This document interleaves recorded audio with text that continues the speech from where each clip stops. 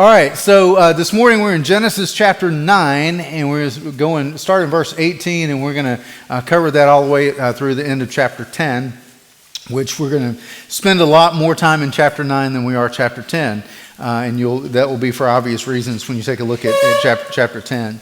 So when I was growing up, particularly in school, I was the guy that my teachers all said to me. They said, you know, Pepper, I don't know if any of you ever heard this. Pepper, you have a lot of potential if you would only what? If you would only apply yourself, right?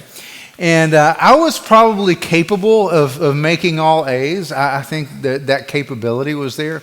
But for reasons that I didn't understand then, that I now understand, not the least of which was a certain amount of lack of sleep from post-traumatic stress, inattentive ADD, a certain amount of overlooked anxiety, poor study habits, not a lot of accountability and equipping with that. I was performing consistently at B's and C's with an occasional D. Now, I had a brother, and he was my partner in crime, and we suffered together through my teenage years, and he was consistently a D and F student. So the rule was at my house that if you made anything below a C, you were grounded for the next 6 weeks, and grounded at our house was more like house arrest. I mean, there wasn't anything to do. There was no place to go. I mean, that was just the way it was. And I can just remember I would be like 1 point away from a C, and I would have that one D, and I would be grounded with my brother for like 6 weeks. And the thing that we were always looking forward to, and we would kind of think that we were working hard, and we were always looking forward to that new 6 weeks so that we could start fresh, right? And then we would start fresh, and then one thing would lead to the other, and I think I spent about 3 years on house arrest, it felt like, all right? Now, I finally graduated from high school and I went to college, and I was looking so forward to this because fresh start, nobody's supervising me, but same old performance. Got to freshman year of college. I mean, academic probation, first semester I wouldn't have sent me back to college. I mean, I just wouldn't have. But I was the only one in charge of that, so I went back and just kind of kept away at it. Now, there's a great ending to the story that I'll save for another day, that academic stuff didn't really kick in until almost senior year of college, and when it did, it finally did, okay? But my point being is if nothing changes, right? So we come to Genesis chapter 9, and we come with this question of the ark has landed, judgment has occurred, the flood has wiped out all of the living things on the earth. They have emerged, or they're emerging as we look at this from the ark. And the question is anything going to be different? Are they going to take advantage of this fresh start? So we come to verse 18. And it says this: the sons of Noah who went forth from the ark were Shem and Ham and Japheth. Now, Ham was the father of Canaan, and this is going to be important in just a minute. We're going to spend a lot of time with this. And then verse 19, these three were sons of Noah, and from these people of the whole earth, they were dispersed, okay? The people of the whole earth were dispersed. So Dr. Constable's notes, he points out that the flood narrative closes, and it's kind of almost like creation itself.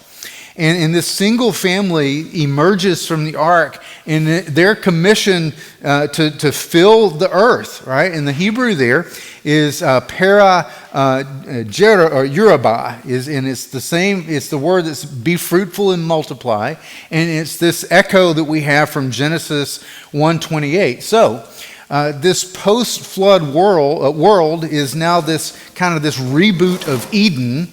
And it's got the same potential, and it's got the same danger, right? So one thing to just kind of make some application as we go, but every new beginning, every time we get a fresh start, it carries both blessing and risk, right? Fresh starts feel really good, but there's also a certain amount of pressure that has a question mark to it of what's going to be different this time, okay? So we see this blessing and this risk that they come out of the ark with, and the question is, these survivors of the flood, what are they going to do with this opportunity? How are they going to manage this? Have human beings learned their lesson? What are they going to do with this fresh start? There's this heritage of righteousness. Remember, Noah was considered to be righteous by human standards, not by holy God standards, but by human standards. So what is he going to do with this righteousness? And we learn what he does with it in verse 20. Now Noah began to be a man of the soil. Okay, now the word here's some more Hebrew. You should recognize this word. Okay, it's Is Ha-Adama. Okay, so you hear a word in there you recognize? Is Ha-Adama. Okay, he's a man of the soil. What's the word you hear? Is Ha-Adama? Adam. Okay, so Adam was made from what? And to the dust he returned, and he was a part of the fall and the curse, which he was destined to work the soil. Okay, so here we have, we're going to look carefully at some parallels between Adam and Noah here in a little bit, but here's one of the first ones that we come across, is that he, like Adam, is a man of the soil. Okay, so he began to be a man, Noah began to be a man of the soil, and he planted a vineyard, and he drank some of the wine and became drunk and lay uncovered in his tent. Okay, so what will humanity do with this opportunity? The first thing that he does is he plants a vineyard. He takes some grapes from the vineyard. He makes wine with it. He gets drunk, and he's laying naked in his tent. Okay, this is what we know. Now, Noah is. I want to look a little bit at some of these parallels. Okay, Noah's portrayed as kind of this new Adam. He has this new opportunity, this same commission that Adam had to repopulate the earth, but he repeats the same failure. He's eating and consuming in a way that leads to shame. Both of these narratives, Adam and Noah, teach that sin corrupts even the most intimate human relationships. It corrupts that of spouses. It corrupts that of parents and children, as we're going to see as this story unfolds. So Noah has a lot of resemblance here to Adam. I got to thinking about this whole nakedness thing, because when you think about this, what's the first kind of experience after the fall that Adam and Eve had? They realized that they were naked and they were ashamed. And it was right after they had eaten what? The fruit. Okay, well, Noah, right after he partakes of the fruit, is finding himself naked and drunk in his tent. So there's another parallel, and we're going to look at several of these. It's really interesting as we look at this. In both of these scenes, both Adam and Noah, it kind of leaves us with the conclusion that sin still is in operation in full swing in this new creation, and the flood didn't cleanse the human heart. It may have cleansed the earth, but it didn't cleanse the human heart. And righteous people, and Adam was righteous before the fall, Noah was considered righteous, are still kind of pointing to the need for a better Adam, a better version of humanity that we ultimately find in Christ. So these parallels just remind us that judgment doesn't regenerate it. The only thing that does is redemption. And this second Adam is going to be somebody that doesn't come through water, but comes through the Spirit. And you look at John chapter 3, and you can see how all of that kind of unfolds. So Jesus is our true and our better Adam. And look at Romans 5, look at 1 Corinthians 15. It's just all through the New Testament. And on the cross, Jesus experiences nakedness too, all right? He is stripped naked and exposed to our shame on the cross. His resurrection provides, and we're going to see as this story unfolds, that his sons cover the nakedness of Noah. But what Jesus does is that his sacrifice and his resurrection provides a permanent covering of righteousness that is us taking on his righteousness. So there's all of these parallels that I love being able to kind of look at. All right. So a couple of other things just about what we've just read. This is the first mention of drunkenness that we have in Scripture. I got to thinking about this too, and I got to think, well, maybe Noah deserves a little bit of a break. He may not have even known what the fermented juice would do. I mean, we kind of like, well, yeah, that's a no-brainer. You get to drinking too much, that's what's going to happen. You might wind up naked somewhere. I mean, it shouldn't surprise us. But we've got like thousands of years of history of people giving us role models. Thank you for this. But he probably had none, okay? I don't know if he had any idea what would happen when he started partaking of the fruit of the vine. We don't know, we don't have any evidence before that anyone had done that. Maybe they had. We don't really know. So I give him a little bit of a break there, but this is the first mention of drunkenness that we have. This word, Erva is the word for nakedness here, and it just means not just being without clothes, but it means being exposed in shame. And there's, and I'm going to dig into some Hebrew today because there's some stuff in here that's going to really surprise you as to what this actually means, and we're going to get to that in just a second. By the way, we're going to dispel some myths. We're going to take on there's some really controversial stuff coming up here in this last part of chapter 9, believe it or not, that we're going to hopefully set the record straight on, okay? So some lessons in this, and this is something I want just good application. You know, success, and Noah had success, okay? He had success by really surviving the flood and coming out of the ark. But success is something that can make you careless. In the vineyard of comfort often hides the seeds of your next fall. So be very careful with success. Success is often more of a setup than hard times, right? When there's a resolution of a challenge, sometimes the danger zone is on the other side of that resolution more so than it is in the middle of the trial, all right? Now, verse 22. And Ham, the father of Canaan, that's going to be important, we're going to see in just a second, saw the nakedness of his father. Now, the English does not do that justice, and I want to come back and unpack this in a second. But Ham, the father of Canaan, saw the nakedness of his father and told his two brothers outside. And then Shem and Japheth took a garment and laid it on their shoulders. Now get a picture of this. They took a garment and they laid it on their shoulders, and they walked backward without looking at their father and laid the garment on their father to cover him, okay? So, and it says, and they did not see their father's nakedness. Now, Ham, the father of Canaan, okay, is we're going to kind of take aim at him in just a moment. But Shem and Japheth take this garment and they do this. But in this whole story, and we're going to see, Ham sinned. How in the world did Ham sin? He opens the flap of the tent and he sees his father without clothes on. And it says that he sinned, that he was, and Noah cursed him. The scripture doesn't say that he sinned. Commentators say that he sinned.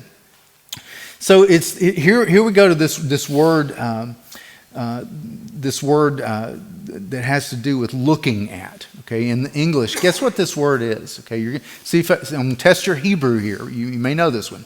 Okay, so ervat, okay, is the word gaze. Okay, so the phrase for looked at is ra ervat. Anybody remember that word? Ra ervat. Yeah, evil or corrupt or rotten.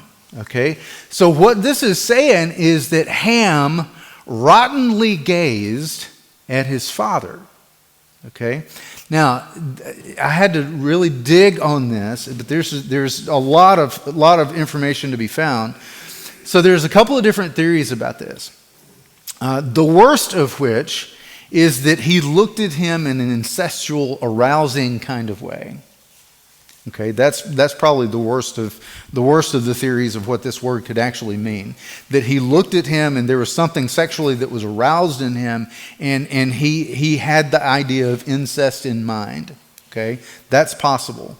What is also possible, and this is something that's not mentioned, but it's kind of interesting, is that perhaps he walked in on his mom and dad in the act of lovemaking, okay, and she's not mentioned, and it would be typical of Jewish writings to not mention that she was there.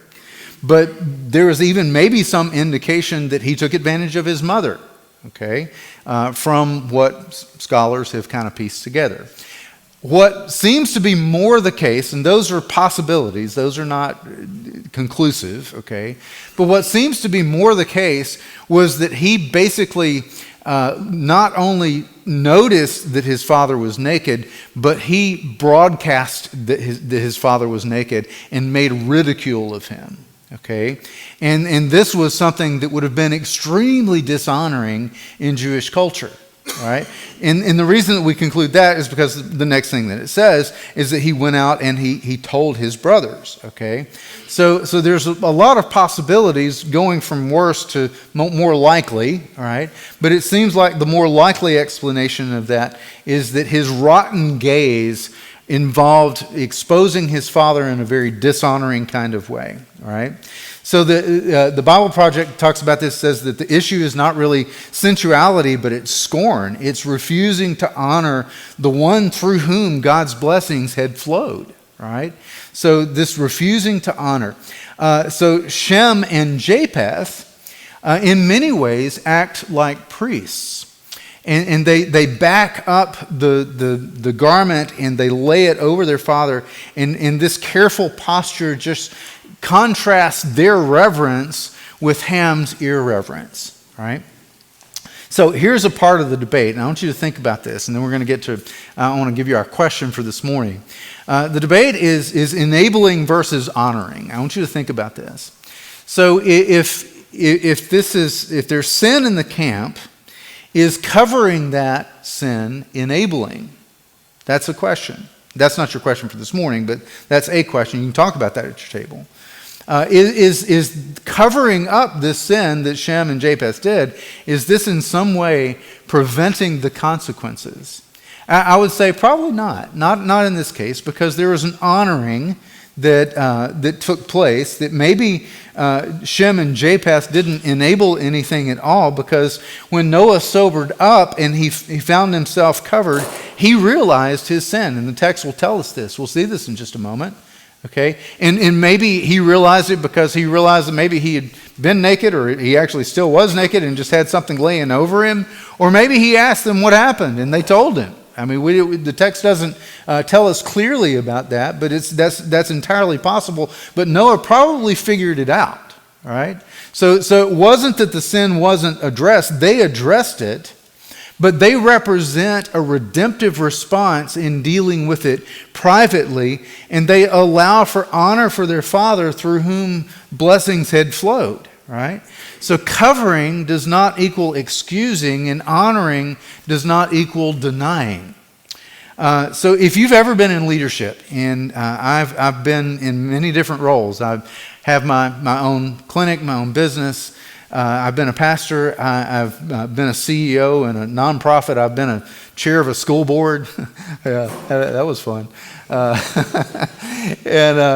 You know, if you're in leadership in any capacity for any length of time, you will encounter those that you are over engaging in some kind of moral failure. I mean, it's going to happen. And I could tell you stories, but I'm not going to, because of this very principle, right? Because in addressing moral failure, sometimes walking backwards and covering that person, but not the sin, is what a leader winds up doing. And the thing that I've learned from that is that sometimes it sets the leader up for a lot of criticism and ridicule and speculation. Because people know something happened, but they don't know what happened, but the leader is not at liberty to be able to talk about that. Because the leader is trying to be honoring to that human being while addressing the sin and taking care of business at the same time. Anybody been there? Okay, some of you have been there. All right? I mean, it is no fun. It is no fun at all. But there's a way to do that that's honoring, and there's a way to do that that's ridiculing and broadcasting and scorning. And guys, we live in a world. I mean, we live in a world that the first opportunity somebody has to expose any kind of moral failure, it's put on social media and everything else. Okay, let's be better than that. So here's your question. When have you seen pride or dishonor fracture a family or a team? And what does it look like for men of faith to walk backward with a garment to restore dignity instead of expose shame. I'll say it again at the end. When have you seen pride or dishonor fracture a family or a team? And what does it look like for men of faith to walk backward with a garment to restore dignity instead of expose shame? So that's our question. We'll talk about that. A couple other parallels between Noah and Adam, then I want to move on with the rest of the story. And with Adam, Adam was told to be fruitful and multiply, and Noah was told to be fruitful and multiply. Adam was placed in the garden to cultivate it. Noah was a man of the soil. Adam ate the forbidden fruit that brought shame. Noah had the fruit of the vine that brought shame to him. Adam and Eve realized they were naked. Noah realized he was uncovered in his tent. Adam had make garments for him. Noah's sons covered him with a garment. Adam had a ground that was cursed, and there was a serpent that was cursed, and we're going to see that Canaan was cursed here in just a moment. Adam was driven east from Eden, and humanity now spreads eastward from Mount Ararat. Okay, so just some of the parallels. All right, verse 24. So we're back to our story. So Shem and Japheth have backed up, and they've covered him up with the garment. And then in verse 24 it says, when Noah awoke from his wine and knew what his youngest son had done to him, he said, cursed be Canaan. A servant of servants shall be to his brothers. Now we're going to come back to this. This is a proof text that in a very twisted and inaccurate way, many make a case for biblical justification for slavery, particularly with black pigmentation of skin. All right, we're going to come back and say, how in the world do we get that from that? We're going to see. All right, so then it goes on. It says, may God enlarge Japheth and let him dwell in the tents of Shem, and let Canaan be his servant. All right, so first of all, we kind of come to this idea of, wait a minute, Canaan? Who was Canaan? Who was he? Yeah, he was Noah's grandson. He was Ham's son. Did Canaan go into the tent with Ham? We don't. The text doesn't say that. It's possible that he was an accomplice in this matter, but we don't have that from the text. But it's Canaan that's cursed and not Ham. So why in the world would that happen? Well, what often happens in Hebrew narrative is that there is sometimes this projection of a father's character onto his descendants. When you look at this, you wonder, okay, is this a prophecy? Is this a curse? Is this like a hex, of some type? Well, one thing to kind of point out is God's not the one that cursed Canaan. It was Noah. Okay, that's an important thing to kind of remember in this.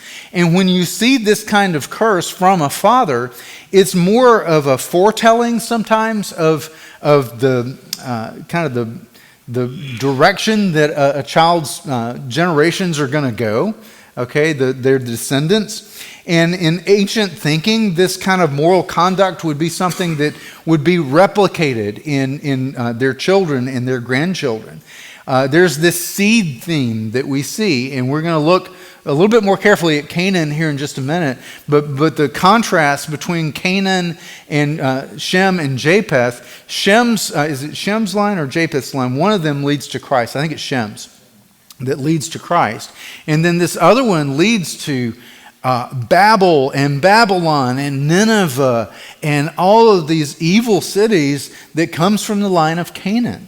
Okay, now where have we heard the word Canaan before? Fast forward another book in the Bible and we find the word Canaan again. What's Canaan?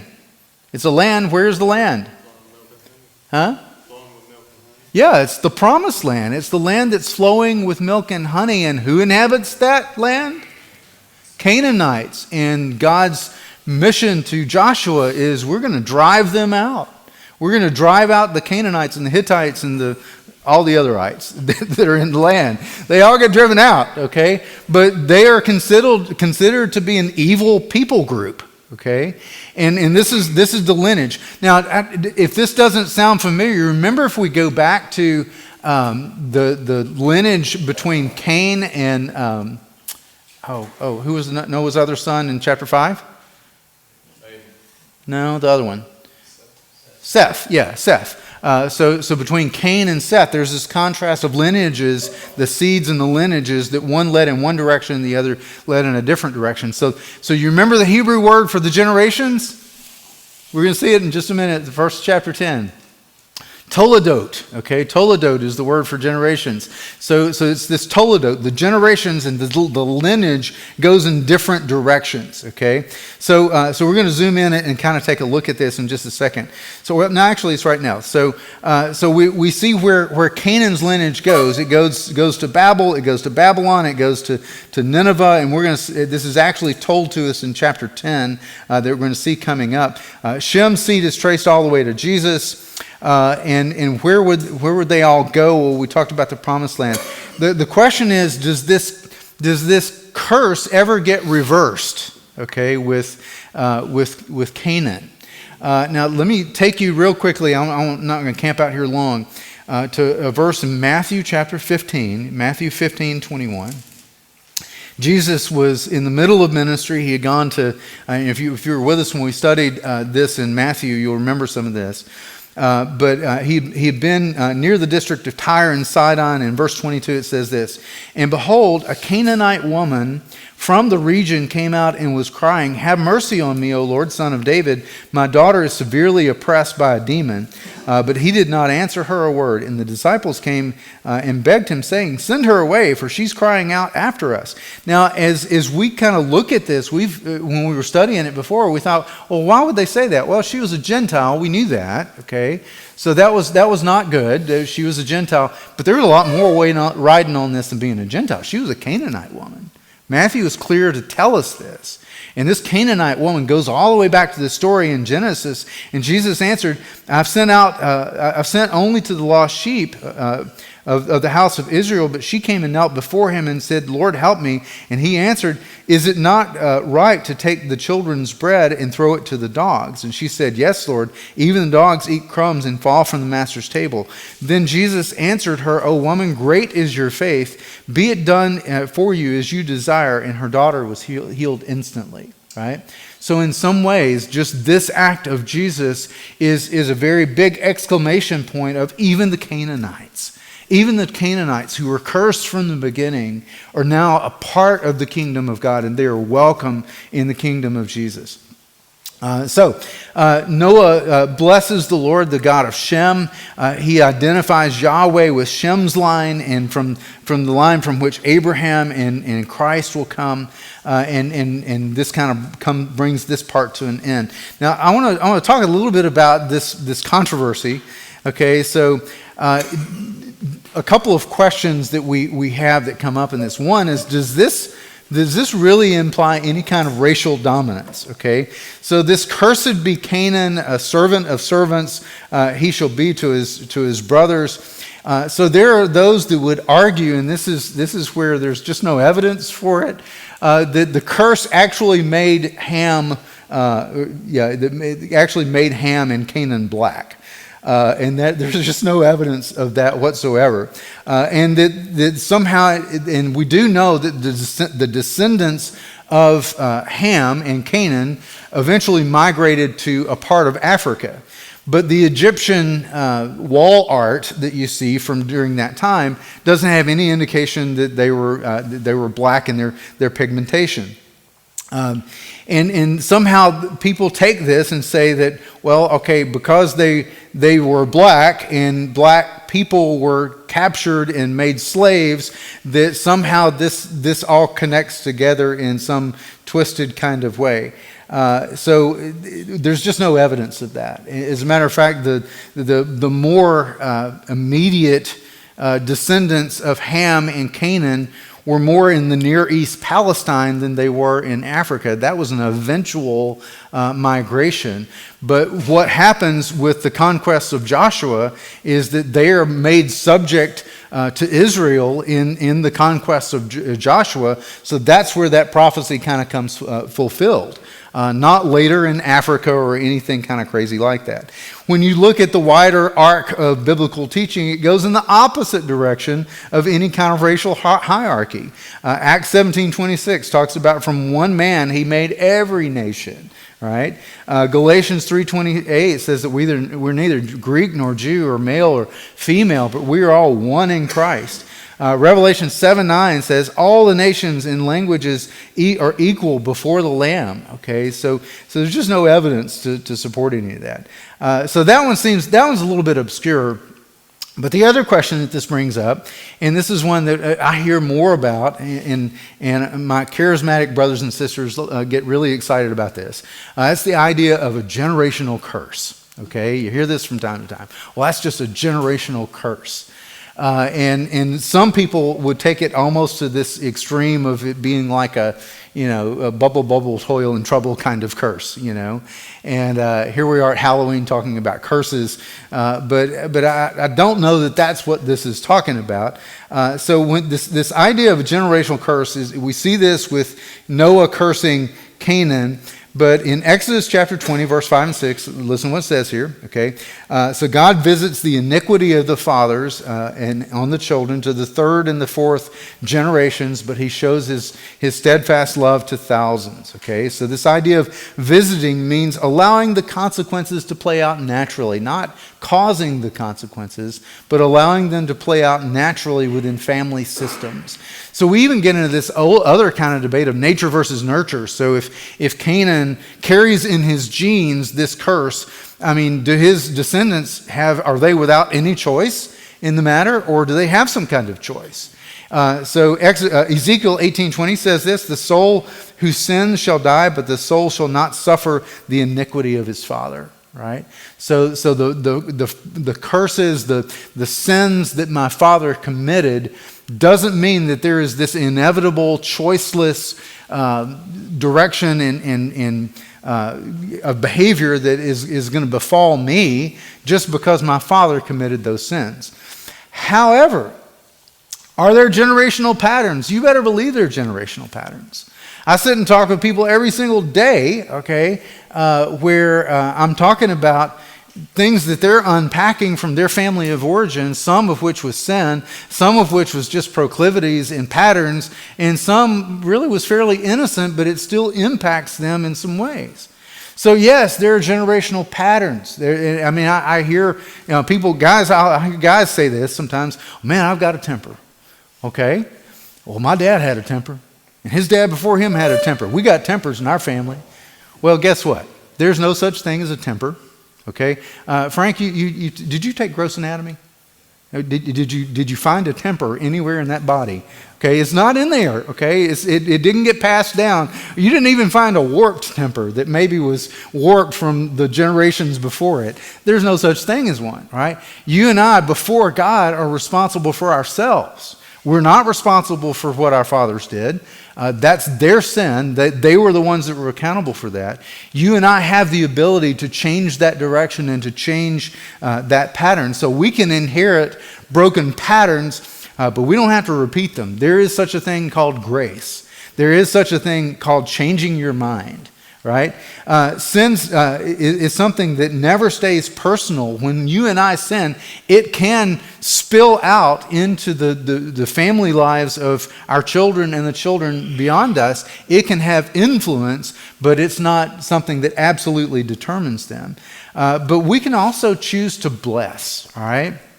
Noah, remember this was Noah that cursed Canaan, not God. Okay? Noah cursed Canaan. And sometimes the words that you speak and sometimes don't speak over your children really matter, right? I don't know what Canaan would have thought about that. I mean, his grandfather cursed him, and he may have kind of taken a Forrest Gump mentality to it. I mean, cursed is as cursed does. Cursed does as cursed is. If I'm cursed, I might as well act cursed. Sometimes we take on that identity. So guys, what you speak over your children really does matter. There are some of you in this room, okay, I don't know, okay? There are some of you in this room that have never told your son that you love him. And the reason I know that is because I have sons that come in every day, and they tell me, my father never told me that he loved me. You know what your sons and your daughters want to know more than anything else? Do I have what it takes? Does my dad think that I have what it takes? Speak blessing over them. Speak blessing and life over your sons and your daughters and your grandsons and your granddaughters. Let them know of your delight. Well, I just don't naturally share that. Well, that's what makes it an act of love. When you get outside of what comes naturally and you speak blessing over them, that's what makes it an act of love. Okay, sermon over. Verse 28, after the flood, Noah lived 350 years. All the days of Noah were 950 years, and then he died. So this formula kind of mirrors the Toledot, the genealogy section that we have in chapter 5, where they go through all of those different names of people, and it says how long they lived, and then they died, how long they lived, and then they died. And this chapter ends kind of in the same way. And our takeaway from that is that even righteous men die. The hope that we have is not necessarily longevity, but it's legacy. What are we going to leave behind? All right. Let's look quickly at chapter 10, because the flood narrative has now ended. And then I'm not going to read all of chapter 10. I just want to kind of summarize some of these. But in the first verse, it says, these are the generations. There's that word Toledot. It's repeated 3 times in chapter 10 and chapter 11. These are the generations of the sons of Noah, Shem, Ham, and Japheth, sons that were born to them after the flood. And then it gives a list of these names. And the only thing that's kind of worth mentioning in this, there's probably many things that I've overlooked, but a couple of things that are worth mentioning is that these, it says in verse 5, or verse 4, verse 5, these were coastland peoples. So Japheth's line kind of spreads northward, and they're more seafaring peoples. Constable talks about the coastlands anticipating the Gentiles that we later see in Scripture, that maybe some of them came from the line of Japheth. The other thing that we see in this is probably the same people group where they wound up migrating to. That Paul visited in some of his journeys, and this was maybe some of the people group that Paul evangelized at some point. The point of that is that sometimes God's plans just reach further than your horizon would indicate. Faithfulness is something that when you're faithful today, you never know how that's going to impact somebody in future generations, right? So just a takeaway there. Verses 6 going all the way down through 19 is the descendants of Ham. Okay, and this was Ham and Canaan. So you see a lot of that listed. I would just maybe highlight a couple of things. One is Nimrod. Okay, we come across the name Nimrod here in verse 8. So Cush fathered Nimrod, and he was the first on the earth to be a mighty man. I don't know, we go back to the Nephilim a little bit earlier, but he was a mighty hunter before the Lord. Therefore it is said to him, like Nimrod, a mighty hunter before the Lord. So Nimrod was this mighty hunter. He founded, probably was the founder of Babel, probably the founder of, at least his descendants were the founder of Nineveh and other oppressive cities. So he was not a good guy, all right? So he's kind of this prototype almost for Babylonian arrogance, and there's this big contrast with his lineage between the kingdoms of man versus the kingdom of God. All right. So verses 21 going all the way down through 31 is more of Shem's genealogy. And it's possible in verse 25 that this is where God divided them into languages. We see that a little bit earlier going up through there. Through Shem's seed will come Abraham and Israel and ultimately Jesus. We mentioned that already. Verse 32 kind of closes this out. These are the clans of the sons of Noah according to their genealogies and their nations, and from these nations spread abroad on the earth after the flood. Okay, so Genesis 10 kind of gives us this panoramic promise that God still intends to bless the world through this one family. And they go in some really different directions, but God's intention is still to bless the entire world through this one family. Acts 17:26 kind of echoes this. He says that from one man, he made the nations, right? In Revelation 7:9, it says, fulfills it. Every nation is gathered before the Lamb, right? So they all came from the family of Noah. So just a couple of takeaways from this whole section here. Number one, guard success, okay? When God has blessed you, when God has brought you through the storm, when God has blessed you with provision, guard yourself, okay? The vineyard is often more dangerous than the flood. And that's what we see with Noah. The second is cover other people, not their sin, but cover them as human beings with honor and with dignity, and avoid mocking people when they fall, right? Lead generationally. Think of your life, your faithfulness right now is impacting not only your sons, but your sons' sons and daughters and their children and the children that will come after them, all right? So lead generationally.